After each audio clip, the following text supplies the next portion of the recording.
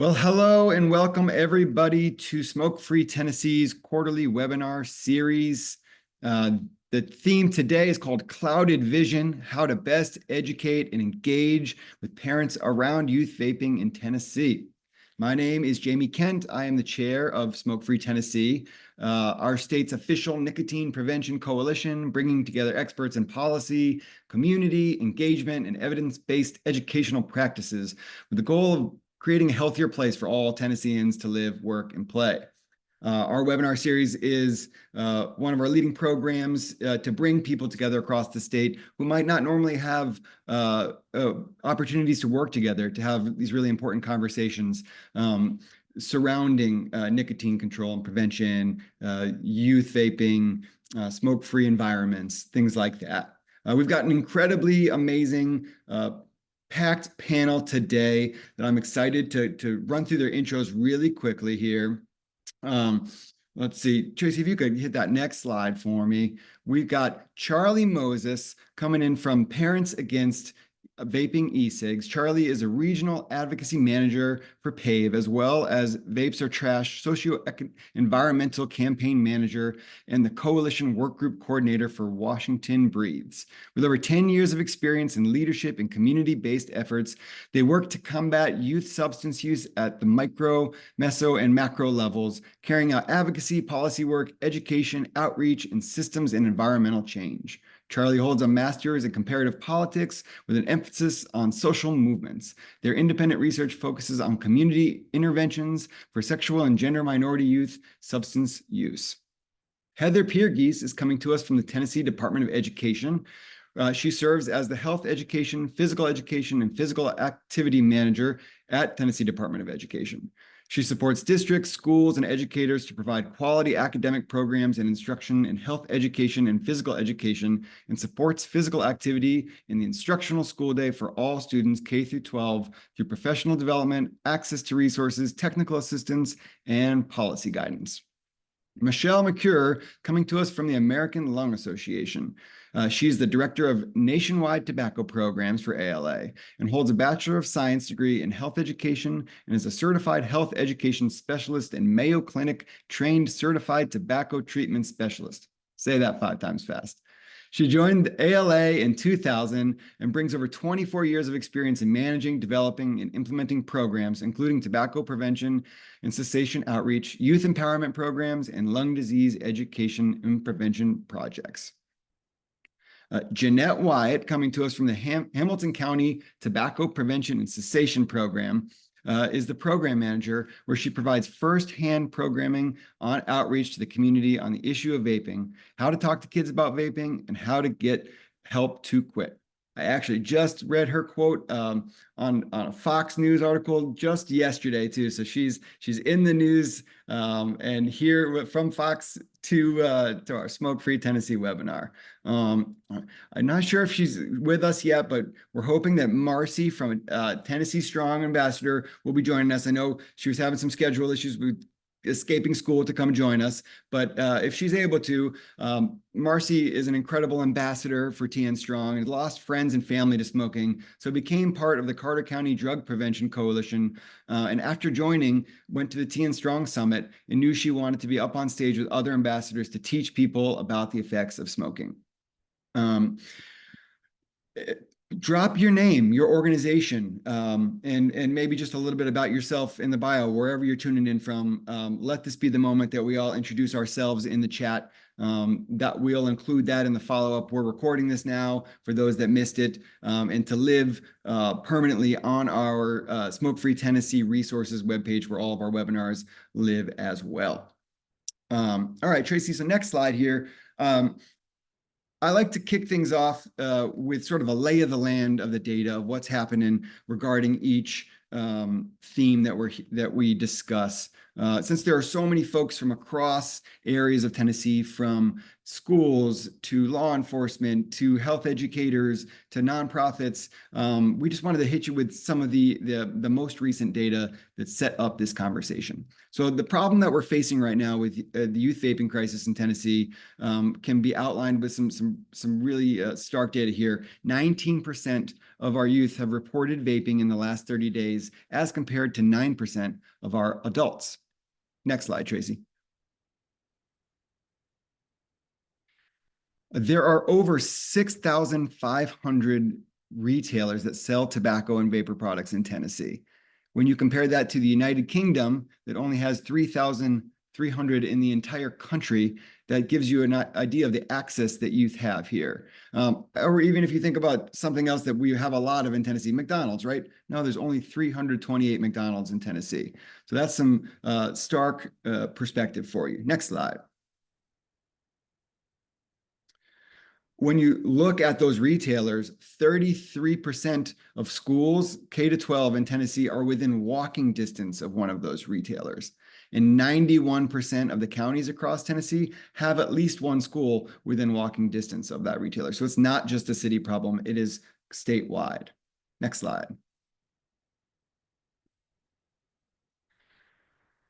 Currently, the funding for youth vaping prevention in Tennessee is fairly minimal. The Department of Health only receives $2 million from the state a year for their entire tobacco control and prevention program, which allows them to only be able to fund youth cessation programs in 23 of 95 counties in Tennessee. Now, we're hoping to change that with more funding, but that means that only 21% of counties have access to state-funded cessation programs. And when you look at smoking rates by state funding level nationwide, you see the more funding, the lower the rates. West Virginia has some of the lowest funding in the country at 500,000. They're the highest in smoking rates at 21%. And as you move down to Arizona here, 17 million a year, 12%. So that's something that we need to realize and know, that the more we fund this, the lower the rates will go. Next slide, please. Lastly here, another important thing to remember is that there are zero taxes additionally on e-cigarettes or nicotine products in the state of Tennessee. There is a tobacco tax in Tennessee, 6.6%, but e-cigarettes are exempt from it. And I think that's because they were introduced many, many years ago as a health product, but we now know that that's not the case. So that's something that the higher the price is on something, the less apt children are to have access or want to buy it. There are also zero retail licenses for tobacco or vapor retailers in Tennessee, which means if they are selling to underage kids, there's no way to really enforce or punish them by withholding a license. So that's another big glaring problem that we can look to and talk about today as a potential solution here as we address the youth vaping crisis. All right, next slide. The structure of our webinars generally starts with that data lay of the land to kind of paint the picture for you. Oftentimes that data is kind of bleak, but we love to also spotlight some amazing local work that's happening, because there is some great local work happening on the ground here in Tennessee. And today we want to spotlight Jeanette Wyatt, who I introduced earlier from the Department of Health, because she's out on the ground meeting with parents, meeting with PTAs, bringing presentation of this data to educate folks. And I want to give her a few minutes to talk about what they're doing here and how parents and schools across the state can tap into that. Jeanette, pass the mic to you. Everybody, thank you, Jamie, for actually selecting me for the spotlight section. I really appreciate it. So what the Hamilton County Health Department is doing right now is working with the Hamilton County Department of Education to get into more schools, as well as to participate in more PTA meetings. We know that if we are able to participate in the PTA meetings, we're able to reach the parents. And the more that the parents know, the more that they can educate the students on the dangers of vaping and tobacco products.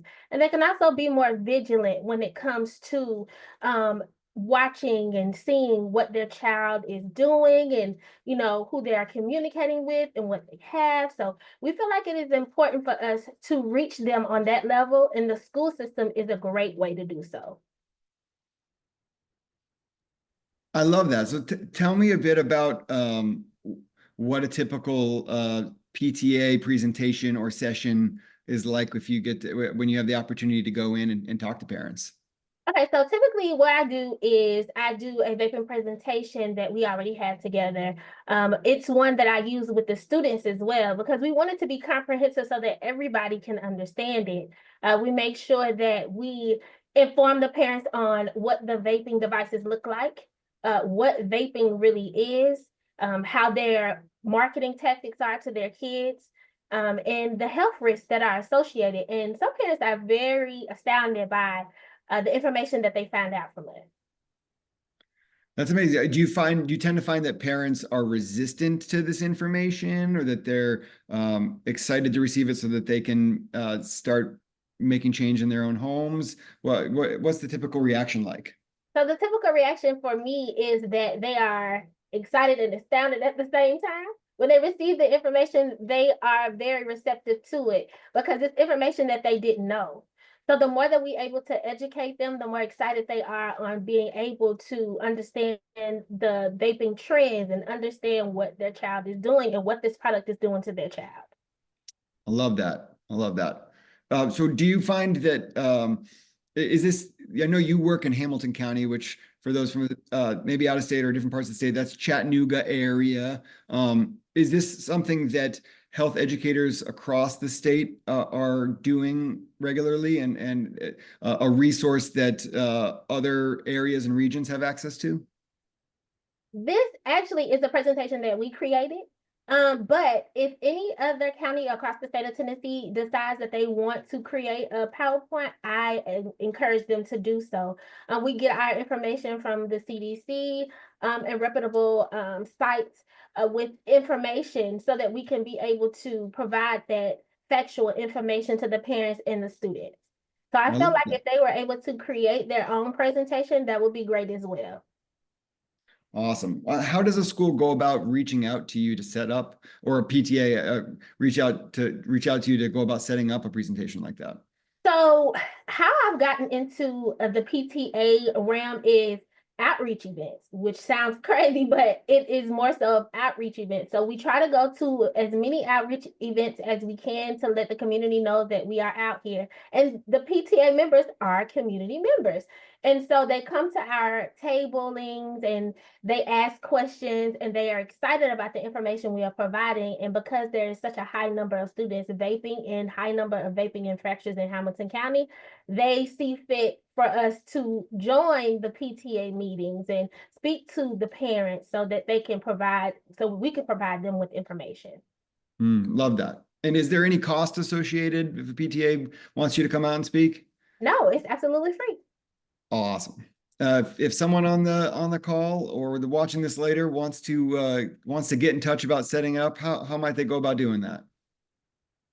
So they can actually send an email to either me or the program manager, Beth Barr, so that we could go ahead and get those presentations going.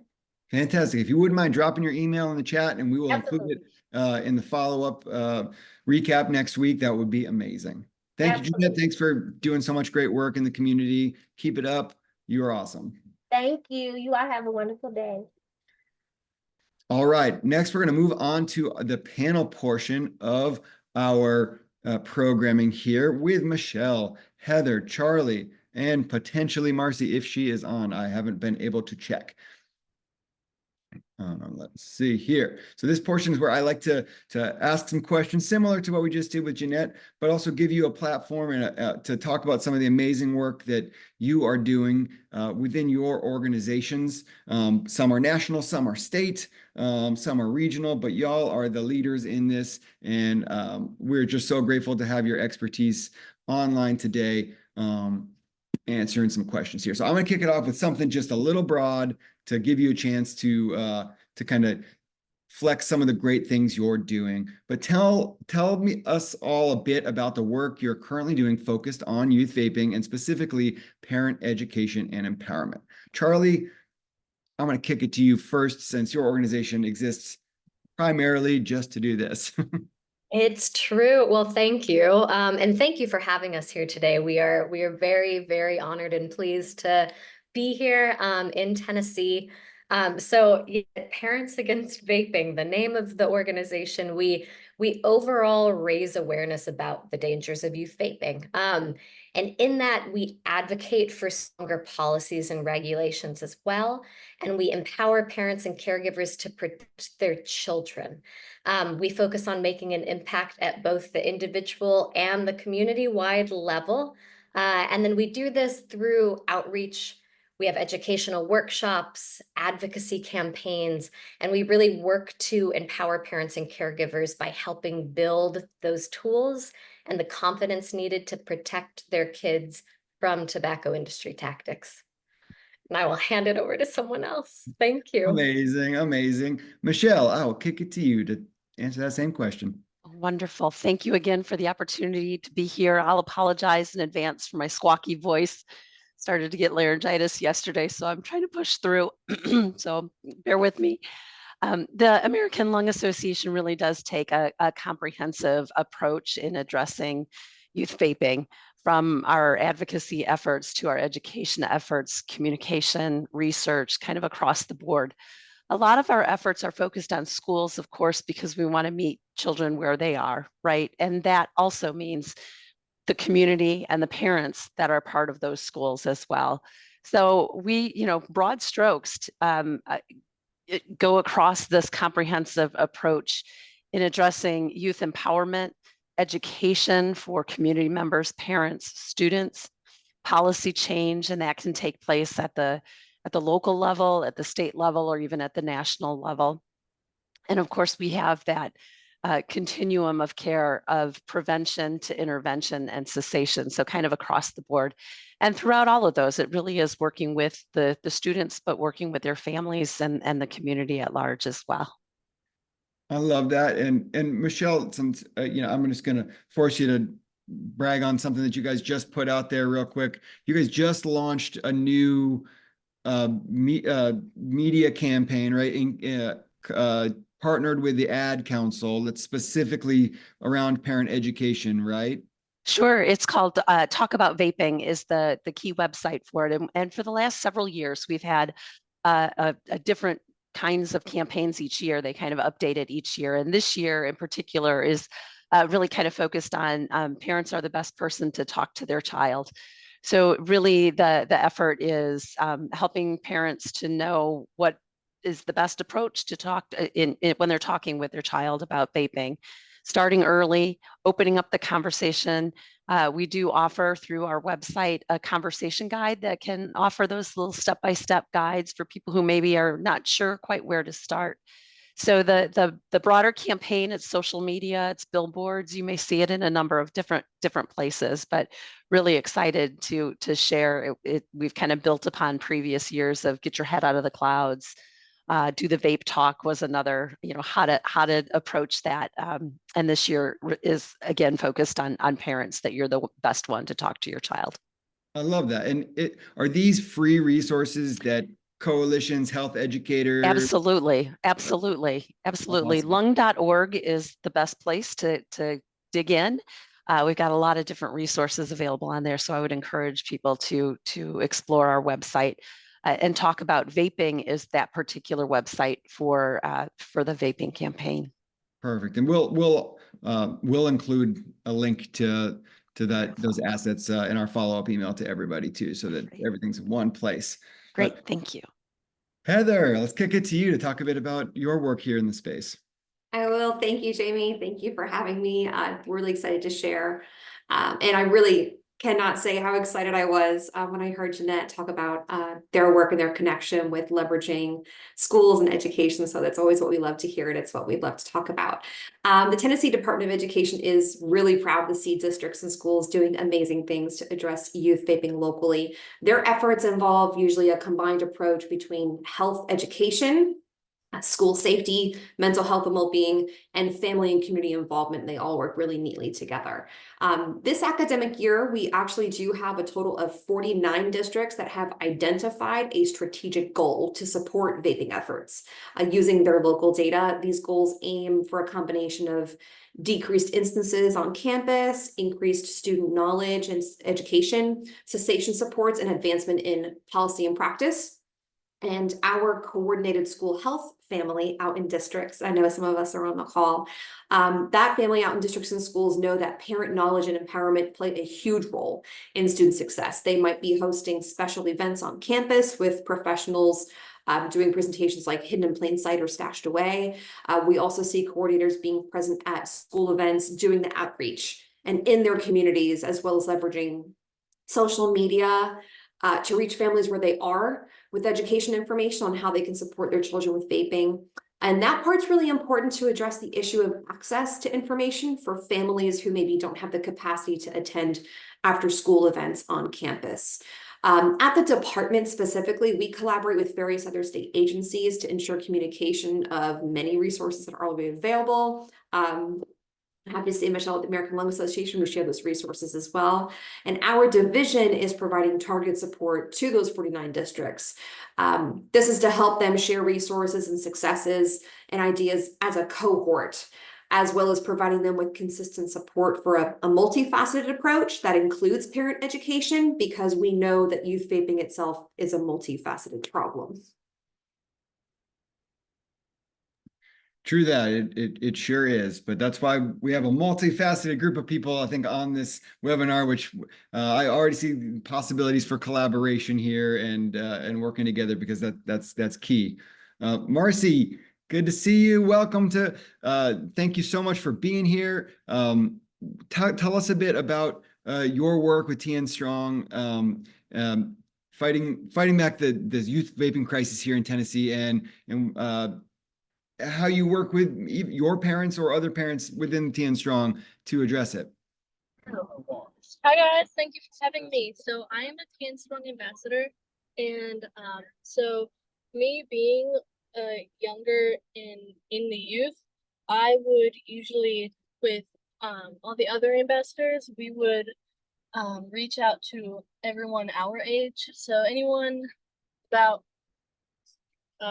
high school and younger, we would reach out to them, because the younger generation might not understand about the smoking and vaping, and so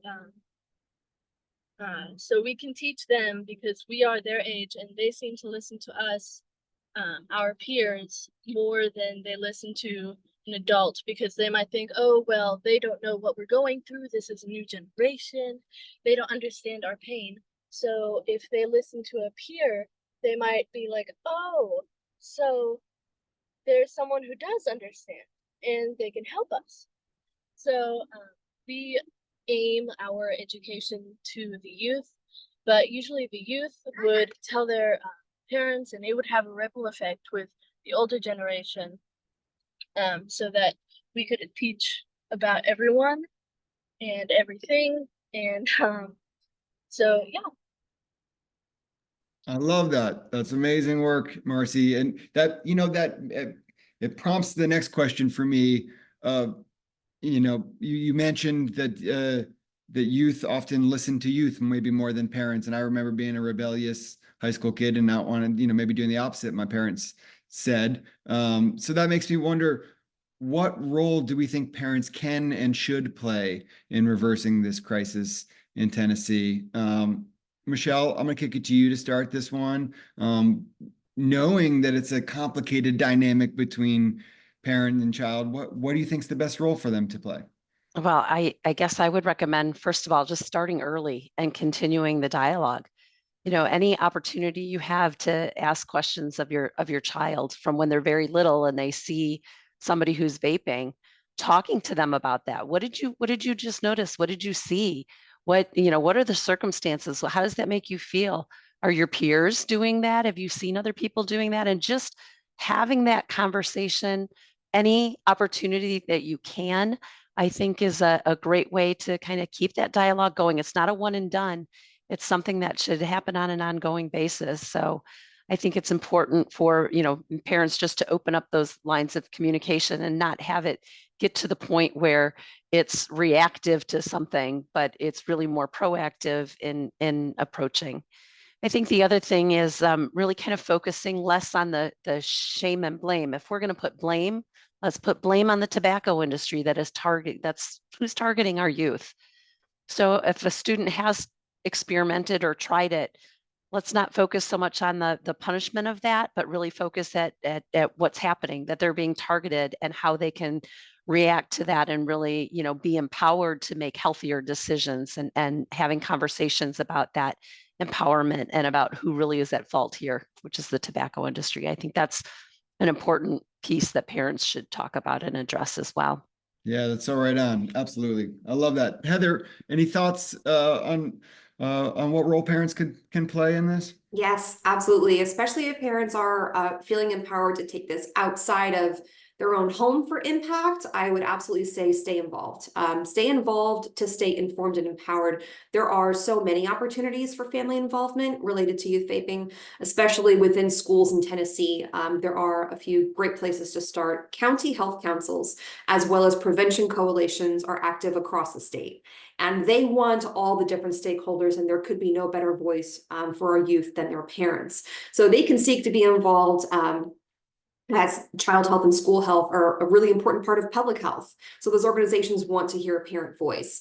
Coordinated school health at the district level is likely to also be a part of these councils. So making that connection shouldn't be too difficult. I always encourage parents to find out who is the district school health coordinator at their district. That's a great contact if they're wanting to know what they can do to make more connections. And at individual schools, there are also school health councils with the same aim of having parent representation, as well as students, administration, teachers in various roles, guidance counselors, SROs, nutrition, all the things school health and health education and student vaping is a big component of that. So that's a great starting point for a parent looking to be involved on a small scale, but outside of their home directly. I love that. I love that. Yeah, you're right. It's in the home. It's outside of the home. There's so many resources you can tap into. Charlie, what do you think here? Yeah, I mean, at Parents Against Vaping, we really, really do believe that parents play a vital role in reversing the youth vaping crisis by educating themselves first and foremost, and then their children about the dangers of vaping, and doing that by having those open, ongoing conversations that Michelle was talking about as well. So, parents can really lead by example, promoting those healthy choices that do support overall youth well-being, and then also helping kids resist peer pressure, having that be part of those conversations. And on the other end, parents can also advocate for stronger vaping regulations. They can hold schools and lawmakers accountable. And then monitoring their children's social circles and online habits as well, to try and limit that exposure to pro-vaping influence, because we know there's a whole lot of them out there. So, kind of taking that holistic approach by educating, advocating, setting boundaries, parents can create like a much safer environment for their kids across Tennessee. I love that. That's brilliant. So I think as I kind of look at what everybody said here, right? There's what we can do inside the home to create that safe space that's not shame and blame, that allows you to learn. It's thinking about how to be involved in the community and these things that are happening, so that you're educating yourself as a parent, and supporting the great work that's happening within the community. And I love that the advocacy in helping change laws too, because that's so important that the parents are at the table for that, right? That they are sharing their stories as well as youth sharing their stories. Because as someone who spends a lot of time in the legislature, I can tell you that those stories are the thing that moves needles and changes minds. Marcy, I know we just talked about how parents can help. From your perspective, is there any simple way that you think your parent or parents of your friends can best support this kind of thing? So from my perspective is I agree with Ms. Charlie that they could learn more about smoking and vaping themselves so that they can help educate their kids Because if they don't know what they're talking about, then their kids are gonna think, oh, well, they're not gonna know how to help me and they don't want to help me and it's not gonna work out and I'm just gonna keep doing this. While if they know what they're talking about and they're educated, and then they can get different points and different views from different people, so that they can help educate their and other kids so that they don't smoke and vape for their life. Absolutely. Absolutely. You know, and I think that it's important to remember too that you know, many of us are experts or live and breathe this stuff, but there's this is the tactics of big tobacco are and big tobacco and just this entire industry are they're quick, they're smart, they're deceptive, they're well funded. So, you know, there are markers and pens that look like that function and that you can also vape out of. There are sweatshirt strings that you can vape out of. So there's, you know, they're hidden in plain sight. So the more you know and educate as a parent, the more you can keep an eye out for these things. Because, you know, if your head is in the clouds or your clouded vision, then you know, these things miss you quick, and then suddenly you're reacting instead of being ahead of it. You know, Michelle, did you want to? I was just gonna add that I think there's a lot of misinformation that's out there as well. There's a lot of people that think it's just water vapor, and we know it's not water vapor, it's aerosol. So again, going back to the parents educating themselves about what, you know, what e-cigarettes are all about, what these new nicotine products that are coming on the market, what they're all about, learning more and not just trusting what they hear, that it's, you know, a product that they say is tobacco free because maybe it's not derived from a tobacco plant, but it's chemically derived and it's, you know, synthetic nicotine, but it's still nicotine and it still has the ability for kids to be addicted to. So really, really important for people to really, truly do some research and find out the truth behind a lot of these messages as well. Absolutely. Couldn't agree more. And there's a great comment in the chat too about it.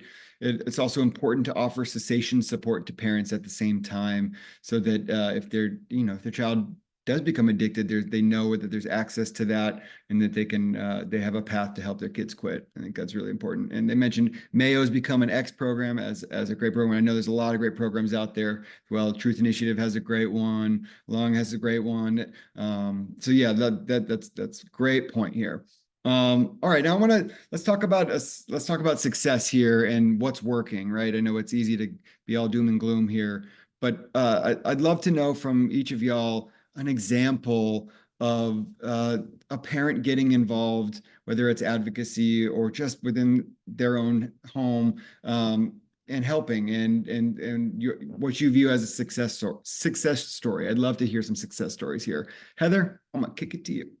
Yeah, I'm actually going to start in the hairy area of policy, but it's great because a lot of our contributors here have already mentioned, you know, if you want to make something happen, you know, work to change the law, but there are also policies related to this.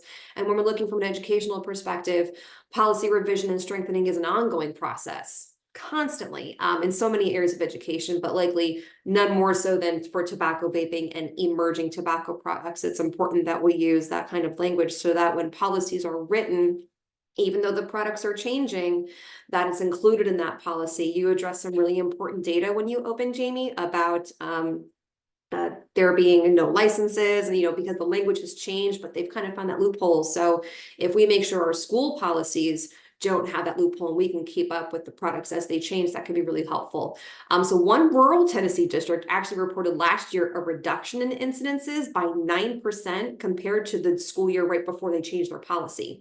But their goal, they're actually focused on how to communicate that the policy was changed. That's really where we saw the impact that helped with and for parents.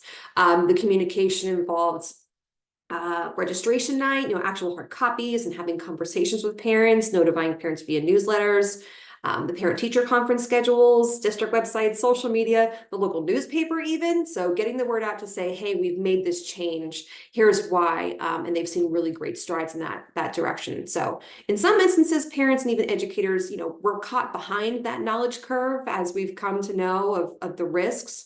And districts are prioritizing education of parents just the same way Jeanette was explaining those great presentations. And we even know some of those efforts have helped adults quit themselves. to be better role models for their kids, and support more practices that are outlined in those policies.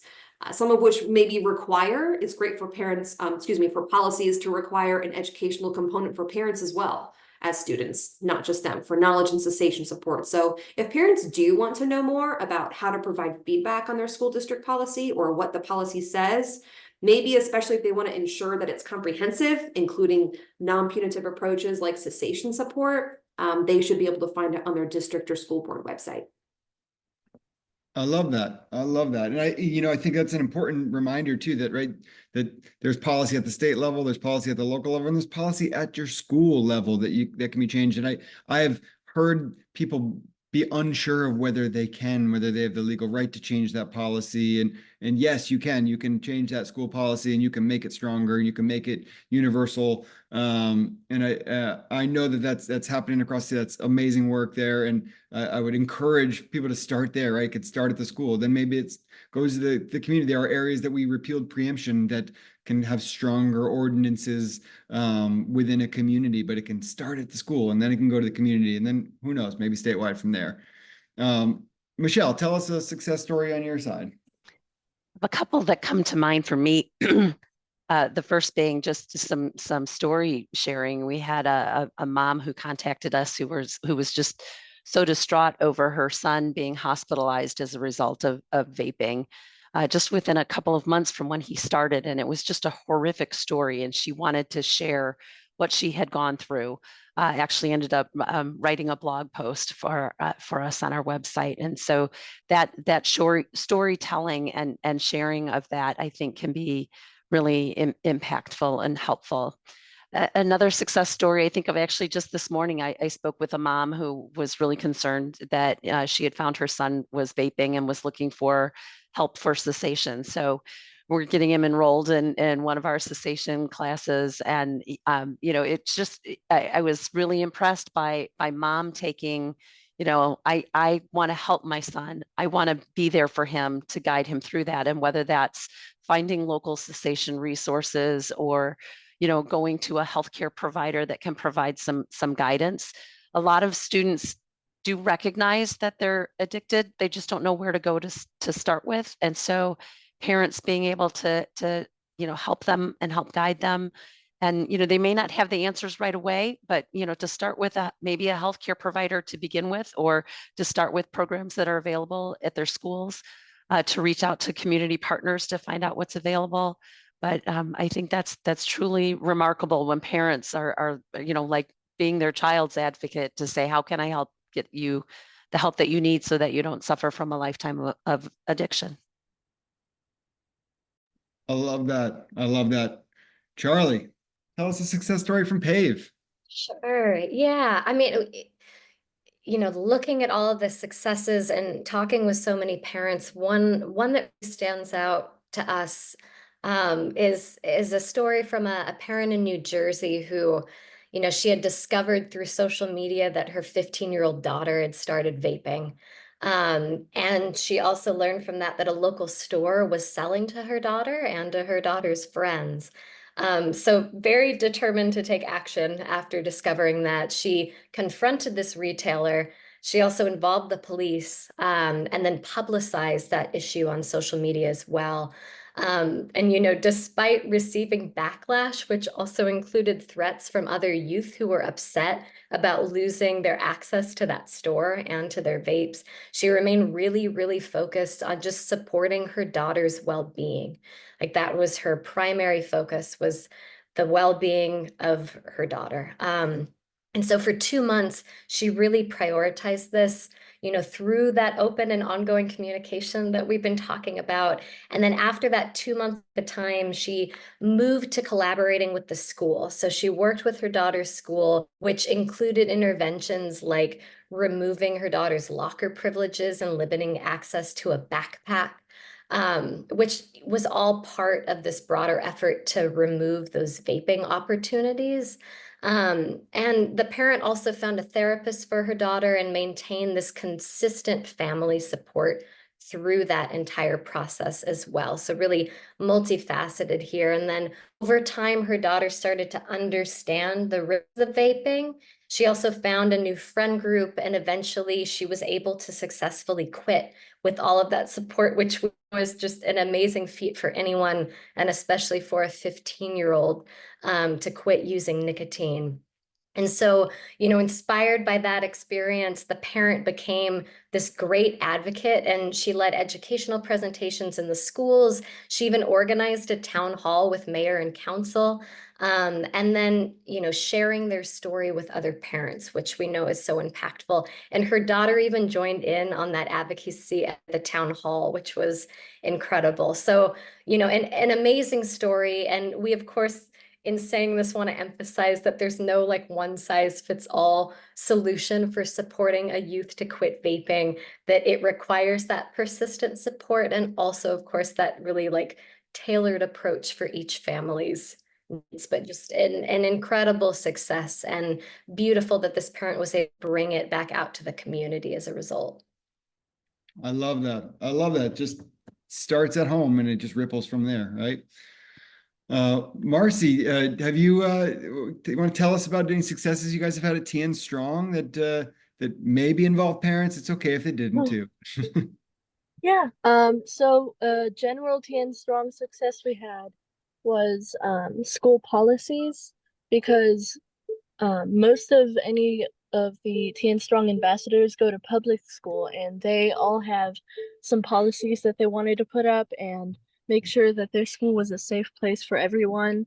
And so they got some policies that it took a few months, but finally they got it. Oh, my brain went blank. I can't remember the word. But they got it through, and so then their schools became nicotine and smoke and vape free, which was amazing. And then a personal success story of mine was a video I made. I'm more of a behind the scenes creative person. So I made a video about the harm of nicotine, and how you can avoid it, and how you can say no to anyone who offers, and anything they needed to know, where they can get help, so on. And the video ended up getting thousands of views and comments saying, "Oh, I know where to go now. I'm so happy. Thank you for sending this video." And just great overall stuff. Oh, That's my so brain's great, not Marcy. working right now.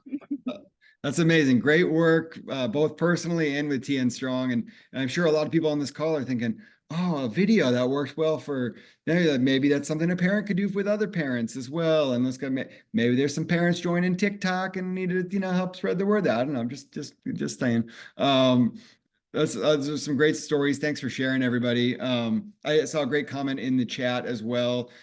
That we need to just, making sure we're moving towards restorative justice practices versus punitive punishment for kids being caught with these products in school. I know that there's people are, it's a highly contested thing of whether you should punish a kid or not, and it is proven, evidence-based, that an out-of-school suspension does not benefit the child, does not help them quit vaping. So like, I think we need to drive that home. We need to make sure that there are these other opportunities for cessation, other paths to say, hey, no, instead of this, let's go this way. And I know that on the legislative front in Tennessee, there's been a couple of bills the last couple of sessions that have tried to create a Class C misdemeanor for being caught with it for kids, or take your driver's license away, things like that. So those are success stories that our coalition has fought against and killed those bills so that they don't become reality.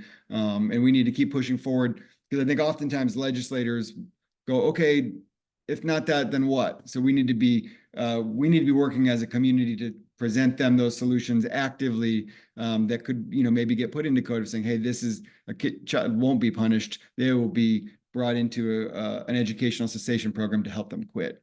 All right, well, I got one last question for everybody here. And I would say it's sort of just a simple one, but what is the number one way you'd recommend to communicate or connect with a parent when trying to educate them on this stuff? It could be as simple as, a PTA session or a video or whatever, but I just like, what's the first thing you do to connect with and educate a parent? Charlie, I'll kick it off with you. Hey, thank you. Yeah, I mean, so like we've been talking about, we really think the number one way we recommend communicating and connecting with parents is through those personal story-driven engagements. And whether that's in person at local events or through digital platforms like webinars or social media, we found that parents are often most responsive when they hear real stories that resonate with their own experiences, the things they're going through in real time. So sharing the personal journeys of other parents who successfully navigated the challenges of youth vaping really does help to build trust and foster that community. And with Parents Against Vaping specifically, we have an online parent support group that gives that opportunity to exchange and share experiences. And then we also communicate with parents. We have one-on-one conversations, offering them support and education, as well as giving them those advocacy opportunities for their voices to be heard. So those are kind of the sharpshooting ways that we hope to get that done. I love it, and we'll share a link to those support opportunities as well in our follow-up email. So if folks want to get involved with PAVe, they have the opportunity to do so, because it feels like you guys have some really great tangible, like, here's the first step into getting involved as a parent. I love that. Also, a note to folks tuning in on the webinar, if you have any questions, we're going to have a little bit of time for a Q&A at the end, so drop them into the chat now, and we'll try to get to one or two of them. We just wanted to kind of flag that for y'all. Michelle, tell us about what you think's the first number one way you communicate with the parents. Sure, I think the storytelling is exactly it. And I think, kind of having your elevator speech, maybe, if that's the easiest way to put it, like a couple of seconds of like why you're passionate about this, why it's important. And I think if you have that entry into having that conversation, even if it's something like, hey, I noticed that there's a lot of kids sitting on the corner vaping, that can be an open remark that you can talk to somebody else about, and then share your passion and why you're doing what you're doing. I think that can be a way to kind of connect. And I would say that if you have that story, it doesn't matter where you're meeting them where they are, right? It can be while you're standing in line at the grocery store. It could be, while you're at a place of worship, or it can be at your workplace. As long as you have that story that you can share and that passion, and have a way to share that, I think people will be interested and be willing to talk to you about it. I love that. Heather, what do you think? I think my reflection, to avoid saying the same thing, which I completely agree with, making that personal connection, I'm going to come from a more logistical approach. Our youth, they spend the majority of their waking hours in the care of schools, between transportation, before and after school opportunities, and the instructional school day itself. It just makes sense that if you want to connect with kids between the ages of 5 and 18, and you want to provide support to parents of youth that age, you need to involve the school and the district, and you'll always be happy you did. So we have great organizations here represented. There are so many out there doing amazing work, putting in the effort, research, creating those tools and resources, providing those connection opportunities. I'd encourage each and every one of them just to remember to involve the school in their community initiatives, because the school, as we know, on many levels is a community within itself. And so it's just a great way to get yourself in it. I love that. That's great perspective to have on there. Absolutely. And Marcy, what do you think as a youth in that is, in it? I remember being in it with my parents, but what way do you find you best able to connect with and resonate your parents, to kind of, educate them on it, or, just to have a real conversation? Or we might have lost Marcy there for a minute too. Hi, I am so sorry. Could you repeat that, please? Yeah, of course. It's crowded out here. I was just wondering what's the best way you think parents and kids can communicate here? What's the best way, if you want to talk to your parent about vaping, what's the best way you go about it? I think a softer approach would be better, because if you blame your child for vaping and picking up smoking, then they just close off to you and say, oh, well, you're not helping. I wanted to feel open and I wanted to feel safe with you, but you're just judging me, so I'm not going to talk about it. while a safe environment with a nicer, softer approach would be better for the kid, because then they'd feel open and say anything that was on their mind and anything that could lead them to vaping. So that sorry, No, my that's right. leader was here. I love that, Marcy. That's great. It's a powerful reminder as a parent myself, and I'm sure a lot of parents on this call, just, you know, how you communicate is so important. Yeah. Well, awesome. You know, I may just wrap here with one more opportunity for each of you to plug something great coming up that your org's doing that folks on this webinar can get involved with, if they're inspired and want to say, all right, what can I do? Heather, you go first. Sorry, I had to find my unmute button there just now. I did address policy before, and the Department of Education is collaborating, myself within my division of coordinated school health. We're collaborating with the Department of Health on a pilot workshop for supporting model tobacco policies for those school leaders. And I think something that we can make sure that we also do there is to include that parent component of making sure we're having that voice and communication, making sure that the public understands those changes and making sure that we all know about the potential impact of that change. Love that. Michelle, what's one thing they can do to get involved? Or Well, one thing for ALA? Yeah, one thing that I'm excited to share, it won't be available for another month or two, but it's in the works right now. We actually are developing an online training tool for parents that is about an hour max. It gives an opportunity for parents to go in and learn a little bit more about the harms of tobacco use. And then there's two different pathways. One for, I'm concerned that my child might start, and what should I be looking for? So maybe they're not using yet, but they're not sure what to do. And there's an interactive game that the parents can go through to kind of look through a sample bedroom, and where might you find, you know, nicotine or tobacco products in that bedroom? Where might they be hiding? What should you be looking for?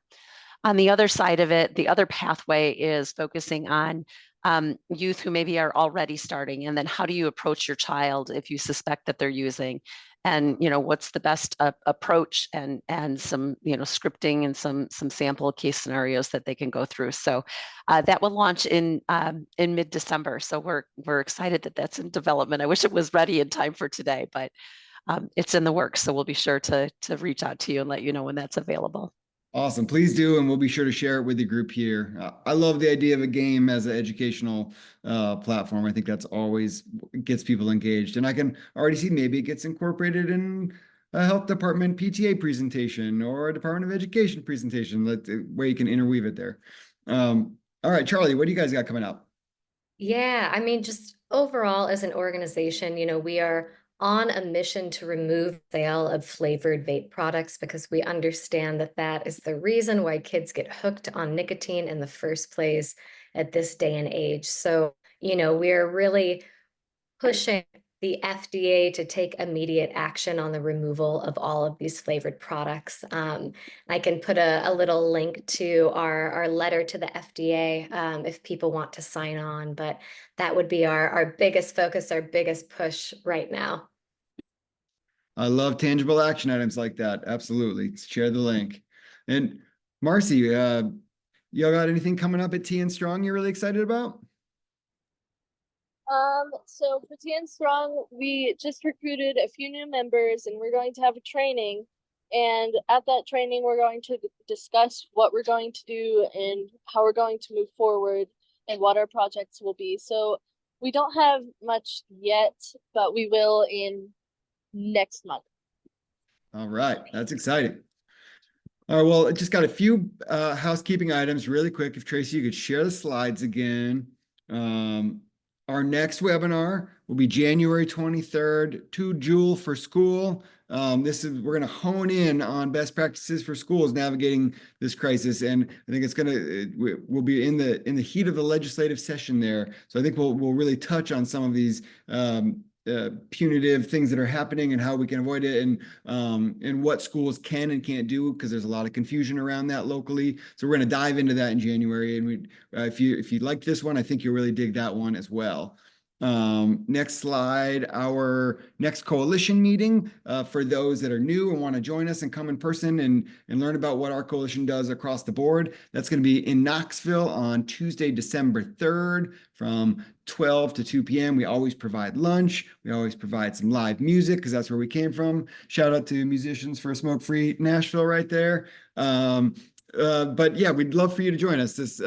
We always feel like we get a lot of new faces on these webinars, and we'd love for you to come and join us at a meeting. Next slide, Tracy. Yeah, so additional reminders here. CEU credit and certificate is available for attending this. So if you want it, just reach out to us after. We'll be sending the presentation and the Zoom recording out next week with some of these links that we mentioned from each of our presenters. And like I just mentioned, we welcome you to join our coalition. We've got a couple of great committees on the policy side, on the education and outreach side. We'd love for you to come get involved. And we've got a ton of free resources available on our website, smokefreetennessee.com/resources. We've got social media to use. We've got videos. We've got past webinars. We've got billboards. And we're constantly working up new stuff for y'all to be able to access for free. Thanks again to our amazing experts on here today. Round of applause for Charlie Moses, Heather Piergies, Michelle Mercure, Marcy, and Jeanette Wyatt. We appreciate y'all so much. Thank you for lending your time, your expertise, and for your continued work on the ground. None of this would be possible without y'all. So thanks for everybody for tuning in as well. We'll see you in January on the next webinar. Appreciate you all, and here's to a smoke-free Tennessee. Cheers.